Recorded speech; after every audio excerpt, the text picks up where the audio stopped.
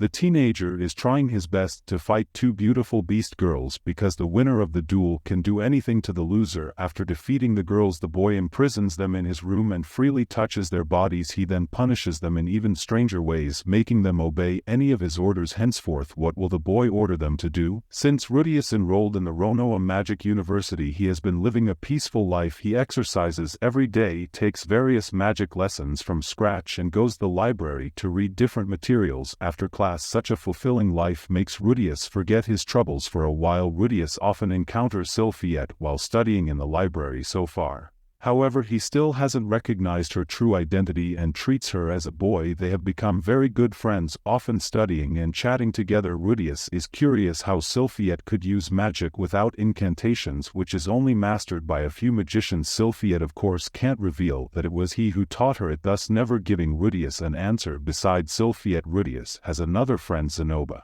who desperately wants to learn how to make figurines from Rudius. However, Rudius makes perfect figurines by manipulating clay using earth magic, while Zenoba has no talents in magic. Therefore, Rudius decides to teach Zenoba to make figurines by carving, but Zenoba can't control his strength well, and with a little effort he will break the stone. Rudius has reached the end of his tether, turning to Sylphiette the next day asking if she can think of a way to teach Zenoba. Sylphiette thinks Zenoba is unlikely to master the elaborate skills of making figurines, but he is a prince, having a lot of wealth, and he can hire others to make whatever kind of figurines he likes. So Rudius and Sylphiette decide to take Zenoba to pick a slave who can make figurines for him. They come to the slave market on the weekend, where they see all kinds of slaves. Buying and selling slaves is a very bad thing in the eyes of the earthlings, but it is normal in this world, and Rudius can only accept the rules here. They are looking for a young and talented kid who can easily master the skills of making figurines, and the trader recommends a little dwarf girl. The dwarves are very good at earth magic, thus their best choice. This little girl has been a slave for too long, looking despaired of this world. Rudius sympathizes with her. Even though he is powerless to change the rules of this world, he can at least save a poor little girl. He decisively asks Zenoba to buy the little girl who doesn't have a name, and Zenoba names her Julie after his deceased family member. Neither Rudius nor Zenoba treats Julie as a slave. Rudius makes her his disciple, while Zenoba takes Julie as his little sister. They take good care of her, and it's her first time to feel the warmth from others. As time passes, Sylphiette and Rudius become closer to each other. Sylphiette's lifestyle is very similar to Rudius's. She also jogs every day, takes magic lessons, and reads various books, but she has one more task.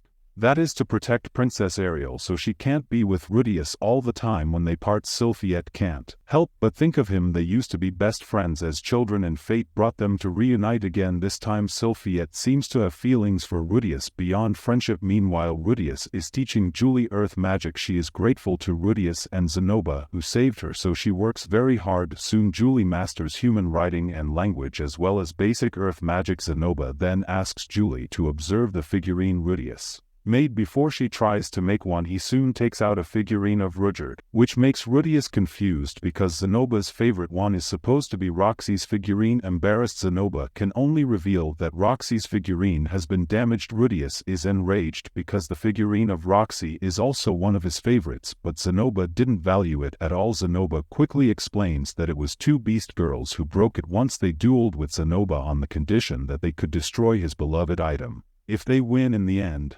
Zenoba lost the duel, so they broke the figurine of Roxy. Learning of that, Rudius becomes even angrier, and he decides to teach the two girls a lesson for Zenoba. The next day, Rudius and Zenoba stop them, a cat girl and a dog girl. They are both very short-tempered and often abuse other students. They provoked Zenoba and destroyed his figurine just for fun. Rudius taunts their behavior, enraging them immediately, and they start attacking Rudius. In anger, the cat girl moves fast, but Rudius can foresee her attack route through the demon eye and easily knocks her unconscious. He then uses magic to turn the ground under the dog girl into a swamp, and she is also knocked unconscious by Rudius. After falling, Rudius and Zenoba take them back to their room. Rudius first tries to touch them, but still he has no desire to go further. It seems that Rudius is destined to have intimacy only with his beloved girl. When the beast girls wake up and learn that Rudius is the producer of the figurine, they are panicked, unaware of how he will punish them. In fact,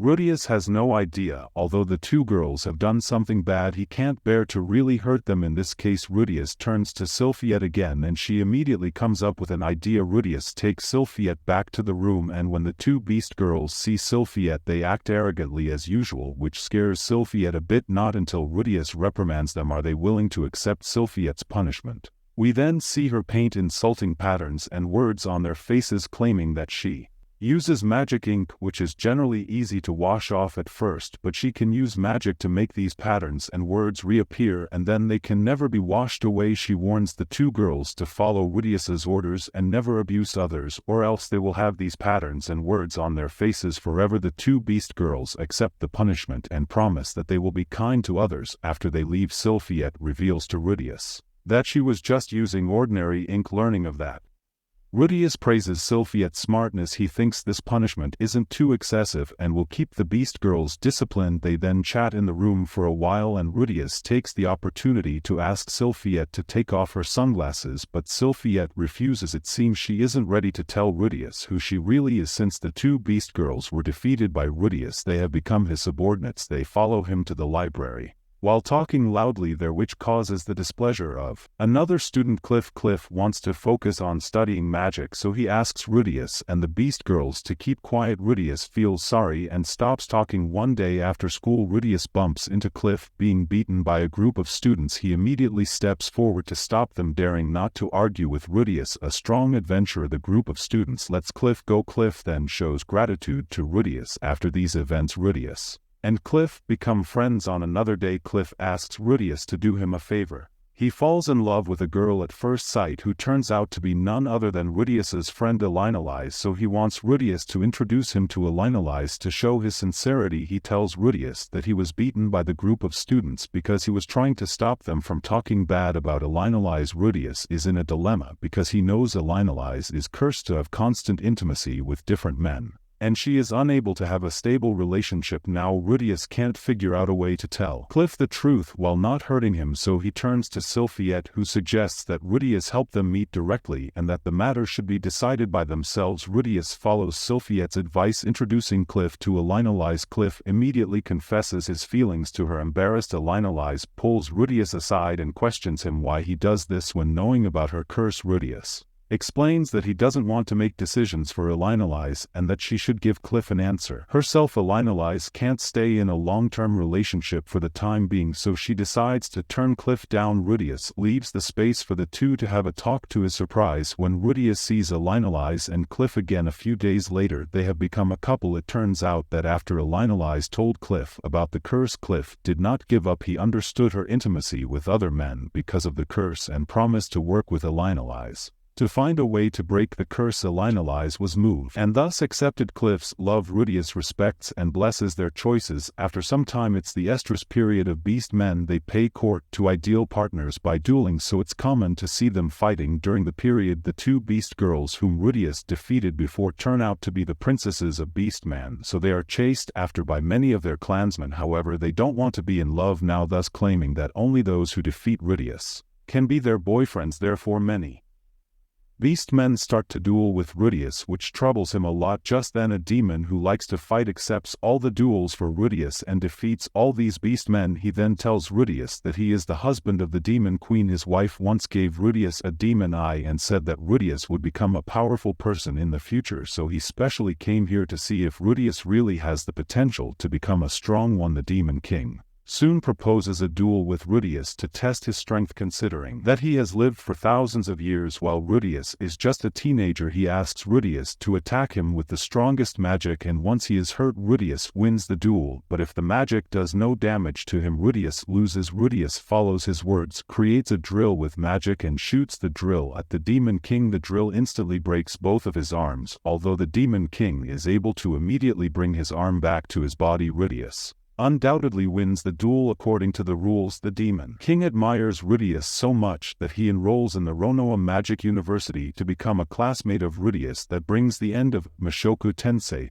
Jobless Reincarnation Part 2. Episode 7 to 9. Rudius made many new friends in the Ronoa Magic University. These friends are invaluable assets and will help him through many difficult trials in the future. In the next episode, many more new characters will show up. Some are enemies while some are friends. Of course, Rudius will soon discover Sylphiette's true identity and they are sure to start a new romance. Rudius's school life will become even more exciting. If you enjoyed this video, please give it a like and subscribe to my channel. Comment below if you want me to continue. See you in my next video.